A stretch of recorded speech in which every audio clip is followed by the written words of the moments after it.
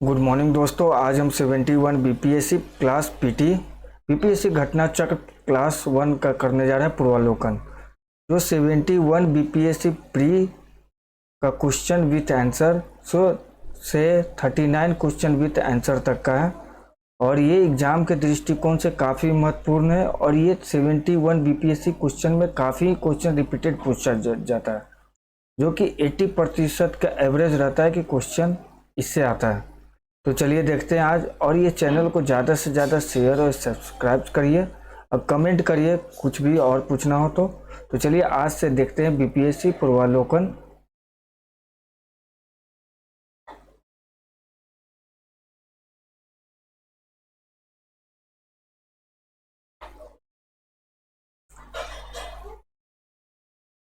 ये आपका सिलेबस है बीपीएससी पूर्वावलोकन का, जैसे भारतीय इतिहास, मध्यकालीन भारतीय इतिहास, आधुनिक भारतीय इतिहास,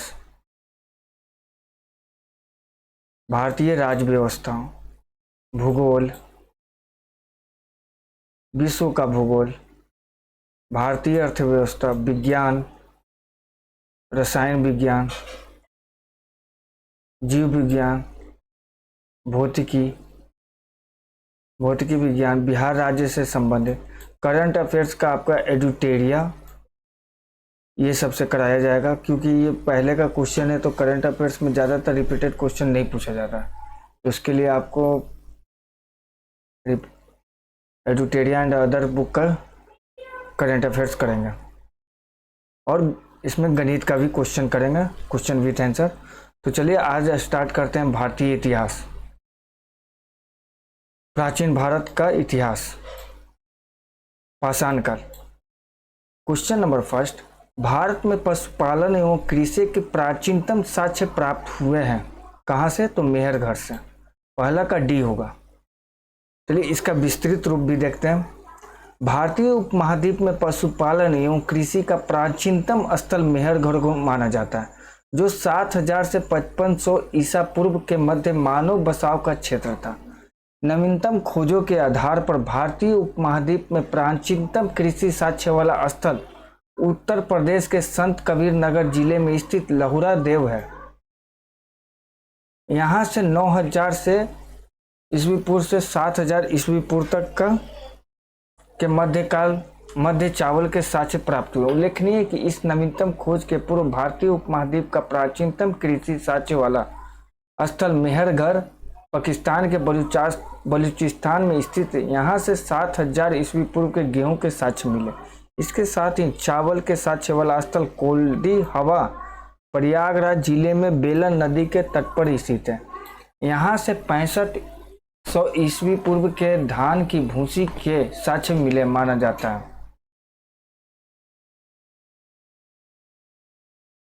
क्वेश्चन नंबर 2, निम्नलिखित में से किसको कैल्कोलिथिक युग भी कहा जाता है? ताम्रपाषाण युग को। दूसरा का सी हो जाएगा ताम्रपाषाण युग। देखिए 44वें बीपीएससी प्री में पूछा गया। ताम्रपाषाण युग को कैल्कोलिथिक युग भी कहा जाता है। जिन संस्कृतियों में तांबे के औजारों के साथ ही पत्थर के बने हुए उपकरणों का प्रचलन मिलता है, उन्हें प्रायः ताम्रपाषाणिक संस्कृति कहा जाता है। क्वेश्चन नंबर 3, प्रथम मानव जीवाश्म भारत की किस नदी घाटी से प्राप्त हुआ? तो नर्मदा घाटी से। तीसरा का आपका सी हो जाएगा। भारत में मानव का सर्वप्रथम साक्ष्य नर्मदा घाटी में अवस्थित हथनोरा सीहोर मध्य प्रदेश नामक पूरा स्थल से प्राप्त हुआ है। इसकी खोज पुरातत्वविद अरुण सोनकिया द्वारा वर्ष 1982 में की गई थी।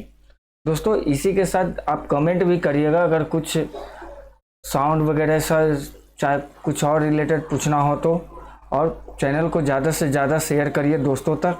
यह आपका भारतीय इतिहास और जो भी पूर्वावलोकन का जितना भी क्वेश्चन आंसर है शुरू से लेके अंतिम तक कराया जाएगा। तो चलिए देखते हैं क्वेश्चन नंबर 4, निम्नलिखित में से किस राज्य में भीमबेटका स्थल स्थित है? तो मध्य प्रदेश में। मध्य पाषाणकालीन प्रागैतिहासिक स्थल भीमबेटका मध्य प्रदेश के रायसेन जिले में स्थित है। भीमबेटका की गुफा से प्रागैतिहासिक चित्रकला के सैकड़ों नमूने मिले। यहाँ के शैल चित्रों के प्रमुख विषय सामूहिक नृत्य, रेखांकित मानवकृत शिकार, पशु पक्षी, युद्ध और प्राचीन मानव के जीवन के दैनिक क्रियाकलापों से जुड़े हैं। अब तक यहाँ लगभग 700 शिलाश्रय की पहचान की जा चुकी है, जिसमें लगभग 500 चित्र पाए गए हैं। देखिए, विस्तृत रूप जानने से आपको इस क्वेश्चन के अलावा और दूसरे भी क्वेश्चन का आंसर सॉल्व करने में आपको सहूलियत होगा। तो देखिए क्वेश्चन नंबर 5, सूची 1 को सूची 2 से सुमिलित कीजिए, सूचियों को कूद कर प्रयोग करिए। तो आपका ये 5वां का सी हो जाएगा। नवपाषाणिक स्थल, नवपाषाणकालिक स्थलों के स्थान। तो ए का तीसरा उतनूर का है तेलंगाना, चिरांद का है बिहार और गुफक राल का है कश्मीर और पईमल्ली का है तमिलनाडु। उतनूर का है तेलंगाना, चिरांद का है बिहार, गुफक राल का है कश्मीर, पईमल्ली का है तमिलनाडु। नवपाषाणकालीन स्थल है, ये पुराना नाम था और ये न्यू नाम है। क्वेश्चन नंबर 6, सूची 1 को 2 से सुमिलित कीजिए, सही उत्तर का चयन करें। तो सूची 1 में ताम्रपाषाण युगीन स्थल है और सूची 2 में ताम्रपाषाण युगीन सभ्यता स्थलों की नदियां। सूची 1 में ताम्रपाषाण युगीन स्थल, ताम्रपाषाण युगीन सभ्यता स्थलों की नदियां। तो आपका 6ठा का भी सी हो जाएगा। आहार स्थल का नदी था आपका बनास। कायथा स्थल का नदी है काली सिंह। स्वाल्दा स्थल का नदी है ताप्ती नदी। मालवा स्थल का नदी है नर्मदा। क्वेश्चन नंबर 6, प्राचीन से हो गया। अब सिंधु सभ्यता एवं संस्कृति से क्वेश्चन देखें। पहला था पाषाण काल से, दूसरा है सिंधु सभ्यता से रिलेटेड, सिंधु सभ्यता एवं संस्कृति। क्वेश्चन नंबर 1, सिंधु सभ्यता निम्नलिखित में से किस युग में पड़ता है? तो आदि ऐतिहासिक काल। क्वेश्चन नंबर 1, सिंधु सभ्यता निम्नलिखित में से किस युग में पड़ता है? आदि ऐतिहासिक काल। ऐतिहासिक काल का निर्धारण पठनीय लेखन कला के ज्ञान के आधार पर किया जाता है। लेखन कला के ज्ञान से पहले का कालखंड प्रागैतिहासिक कालखंड होता है। भारतीय इतिहास में लगभग 2300 BC से 600 BC का कालखंड आदि ऐतिहासिक माना गया है। सिंधु सभ्यता आदि ऐतिहासिक काल की सभ्यता है, क्योंकि यहाँ पर लेखन कला का ज्ञान तो है परंतु अभी तक इसे पढ़ा नहीं जा सका। क्वेश्चन नंबर 2, सिंधु घाटी सभ्यता की सबसे महत्वपूर्ण विशेषता क्या है? तो दूसरा का आपका ई हो जाएगा। चलिए देखते हैं। सिंधु घाटी सभ्यता की प्रमुख विशेषता नगर नियोजन को माना जाता है। यहाँ नगर और कस्बे एक निश्चित योजना के अनुसार बसाए जाते हैं। क्या आंसर हो जाएगा? नगर नियोजन, जो कि इसमें आपको नहीं है कहीं भी। नगर नियोजन कस्बे को माना जाता है। पक्की ईंट से बनी इमारतों को मोहनजोदड़ो का विशाल स्नानागार और अन्नागार प्रमुख है। इनकी सतह पक्की ईंटों की है, जिसे जिप्सम द्वारा जोड़ा गया है। पक्की ईंटों से निर्मित इमारतें सुनियोजित वास्तुकला, उन्नत व्यापार एवं वाणिज्य इस सभ्यता की प्रमुख विशेषताएं थी। ध्यातव्य है कि मेसोपोटामिया एवं मिस्र आदि प्राचीन सभ्यताओं की भांति हड़प्पा सभ्यता में पूजा स्थलों के स्पष्ट साक्ष्य नहीं मिलते हैं। क्वेश्चन नंबर 3, किस शहर को मिनी हड़प्पा के नाम से जाना जाता है? तो लोथल को। क्वेश्चन नंबर 3, किस शहर को मिनी हड़प्पा के नाम से जाना जाता है? तो लोथल को। लोथल प्राचीन हड़प्पा सिंधु सभ्यता के सबसे दक्षिणी शहरों में से एक है। इसे मिनी हड़प्पा के नाम से भी जाना जाता है। यह आधुनिक गुजरात राज्य में स्थित है। इसकी पहली खुदाई S.R. राव ने की थी। दोस्तों, S.R. राव के बारे में हमेशा क्वेश्चन पूछा जाता है, तो देखिएगा। क्वेश्चन नंबर 4, निम्नलिखित में से कौन सा एक हड़प्पा का बंदरगाह है? तो लोथल। हड़प्पीय नगर लोथल गुजरात के अहमदाबाद जिले में भोगवा नदी के किनारे स्थित है। यह एक हड़प्पा कालीन बंदरगाह था।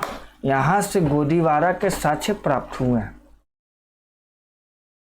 क्वेश्चन नंबर 5, निम्नलिखित में से कौन सा हड़प्पा कालीन स्थल गुजरात में है? तो लोथल। निम्नलिखित, देखिए कितना रिपीटेड क्वेश्चन पूछा गया, आप देखिए 53 में भी पूछा गया है, 67 में भी पूछा गया है। निम्नलिखित में से कौन सा जानवर सिंधु सभ्यता के लोगों को नहीं पता था? तो घोड़ा का। बैल हाथी के बारे में पता था, घोड़ा का नहीं। सिंधु घाटी सभ्यता के लोगों को बैल तथा हाथी की जानकारी थी, परंतु घोड़े के अस्तित्व के विषय में विद्वानों में मतभेद है। हड़प्पा के विभिन्न स्थलों से प्राप्त अस्थियां गत खुर इक्वे हेमिलोनस खुर की है, जो या पालतू घोड़े इक्वस कबालस की है, यह निश्चित कर पाना कठिन है। हड़प्पा, लोथल, सुरकोटदा एवं कुंतसी एवं कालीबंगा से अश्व या उसी प्रजाति की अन्य जातियों के अवशेषों के साक्ष्य प्राप्त हुए हैं। सेंदोर बोकोनी द्वारा सुरकोटदा से प्राप्त तथाकथित अश्व अवशेषों में से 6 को लगभग 3000 से ईस्वी से 2000 ईस्वी के मध्य का वास्तविक अश्व अवशेष बताया गया है। वर्ष 1974 में ASI के JP जोशी तथा AK शर्मा ने यहाँ से 2100 से 1700 ईस्वी पूर्व के मध्य प्रत्येक स्तर पर अश्व अस्थियां प्राप्त होना प्रतिवेदित किया। यद्यपि रामशरण शर्मा, रोइला थापर तथा मेंडो और पटेल आदि इस तथ्य को नहीं मानते। इसी प्रकार ब्रिगेडियर गैरोस के द्वारा राणा घुंडई के प्रारंभिक स्तर से जो घोड़े के दांत बताए गए हैं उसे जीवनर महोदय अप्रमाणिक मानते हैं। अतः घोड़े के विषय में यही कहना समीचीन होगा कि हड़प्पा सभ्यता में इसके अस्तित्व को पूर्ण रूप से नकारा नहीं जा सकता, यद्यपि इसका उपयोग अत्यंत सीमित रहा होगा। बिहार लोक सेवा ने इसका उत्तर बी माना।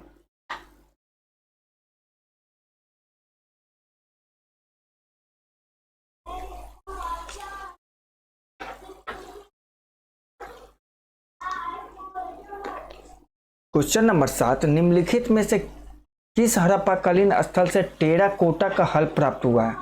तो 7वां का ई हो जाएगा। बनावली और कालीबंगा, ये दोनों से टेराकोटा का हल प्राप्त हुआ है। कहाँ से? बनावली से और कालीबंगा से, ये दोनों जगह से, इसलिए आपका विकल्प ई हो गया। बनावली हरियाणा तथा कालीबंगा राजस्थान नामक सिंधु घाटी स्थल से हल की खोज से संबंधित टेराकोटा की प्रतिकृति प्राप्त हुई है। Archaeological survey of India ASI के अनुसार कालीबंगा नामक स्थल के आरंभिक चरण से जुटे हुए खेत के साथ साथ टेराकोटा हल की प्राप्ति हुई है। इसके अतिरिक्त हरियाणा के फतेहाबाद जिले में अवस्थित बनावली नामक पूरा स्थल से भी टेराकोटा हल की प्राप्ति हुई है। क्वेश्चन नंबर 8, निम्न में से किस हड़प्पन नगर में जूते हुए खेतों के निशान मिले हैं? तो कालीबंगा से। कालीबंगा के बारे में ऊपर बता दिए। क्वेश्चन नंबर 9, किस हड़प्पा स्थल पर हमें जूते हुए खेत के साक्ष्य मिले? तो कालीबंगन राजस्थान से। देखिए कितना रिपीटेड क्वेश्चन पूछा जाता है। क्वेश्चन नंबर 10, निम्नलिखित में से कौन हड़प्पा और मोहनजोदड़ो के उत्खनन से संबंधित नहीं थे? तो BA स्मिथ नहीं थे, बाकी RD Banerjee, KN Dixit, MS बस थे। चलिए इसका विस्तृत रूप देखते हैं। वर्ष 1921 में दयाराम साहनी ने हड़प्पा का बृहद स्तर पर उत्खनन कार्य प्रारंभ किया। वर्ष 1926 से 27 से वर्ष 1933-34 के मध्य माधो स्वरूप वत्स हड़प्पा के उत्खनन कार्य से संबंधित रहे। मोहनजोदड़ो की खोज सर्वप्रथम 1922 ईस्वी में राखल दास बनर्जी ने की थी तथा इसके पुरातात्विक महत्व की ओर ध्यान आकर्षित किया। इनके अतिरिक्त कुछ अन्य विद्वान KN Dikshit, Ernest Mackay, Aurel Stein, AN Ghosh, JP Joshi आदि ने भी इस सभ्यता की खोज में महत्वपूर्ण योगदान दिया। अतः स्पष्ट है कि BA स्मिथ हड़प्पा सभ्यता की खोज से संबंधित नहीं रहे, बल्कि इंडोलॉजिस्ट एवं इतिहासकार के रूप से प्रसिद्ध थे। क्वेश्चन नंबर 11, हड़प्पा में मिट्टी के बर्तनों पर सामान्यतः किस रंग का उपयोग हुआ था? तो लाल का। हड़प्पा निवासी मिट्टी के बर्तनों का व्यापक पैमाने पर निर्माण करते थे, जिन पर लाल रंग के साँचे प्राप्त होते हैं। प्रारंभिक हड़प्पा सभ्यता में पैर से चालित चाक का प्रयोग किया जाता था। परिपक्व हड़प्पा के दौर में हाथ से चालित चाकू का प्रयोग किया जाने लगा था। डिजाइन के आधार पर इन बर्तनों की दो श्रेणियां थी, एक तो बिना डिजाइन वाले बर्तन तथा दूसरे चित्रित मृत भांड। मृत भांडों को बनाने वाली मिट्टी में रेत का मिश्रण किया जाता था, जिनको पकाने पर यह हल्के भूरे लाल रंग का रूप ग्रहण लेती थी। इन मृत भांडों के ऊपरी हिस्सों में लाल रंग की पुताई कर दी जाती थी तथा निचले हिस्से में काले रंग से विभिन्न प्रकार की चित्रकारी की जाती थी। क्वेश्चन नंबर 12, आईआईटी खड़गपुर के अध्ययन दल की रिपोर्ट के अनुसार लगातार कितने वर्षों की न के बराबर वर्षा का होना सिंधु घाटी सभ्यता के पतन का कारण रहा था? तो 12 का डी होगा, 900 वर्ष। वर्ष 2018 में आईआईटी खड़गपुर के एक अध्ययन दल द्वारा जारी रिपोर्ट के अनुसार लगातार 900 वर्षों तक पड़े सूखे के कारण सिंधु सभ्यता का पतन हो गया। ध्यातव्य है कि ओरेल स्टीन जैसे विद्वानों ने भी हड़प्पा सभ्यता के पतन हेतु जलवायु परिवर्तन का प्रमुख कारण माना है। दोस्तों, वैदिक काल से कल का क्लास स्टार्ट करेंगे, तो थैंक यू। और चैनल को ज़्यादा से ज़्यादा शेयर करिए और कल से और भी ज़्यादा से ज़्यादा टाइम तक क्लास होगा। तो थैंक यू।